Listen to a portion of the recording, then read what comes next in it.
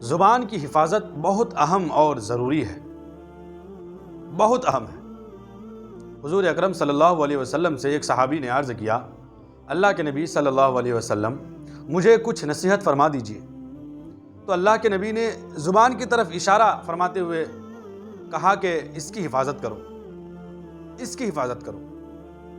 حدیث میں آتا ہے کہ جب صبح ہوتی ہے تو انسان کے تمام اعضاء زبان کے سامنے عاجزی سے یہ کہتے ہیں، اللہ کی بندی تو سیدھی رہنا، تو سیدھی رہے گی تو ہمارا پورا نظام صحیح رہے گا، اگر تو ٹیڑھی ہو گئی تو پورا نظام دھرم بھرم ہو جائے گا۔ چند صحابہ نے حضور سے پوچھ لیا کہ اللہ کے نبی یہ جو ہم دو چار بول لیتے ہیں کیا اس پر بھی پکڑ ہوگی؟ اللہ کے نبی نے فرمایا، ثقلت امک، تیری ماں تجھ کو روئے۔ کل قیامت میں ایک لمبی جماعت ایسی ہوگی جو صرف زبان کی وجہ سے اوندھے منہ جہنم میں ڈال دی جائے گی۔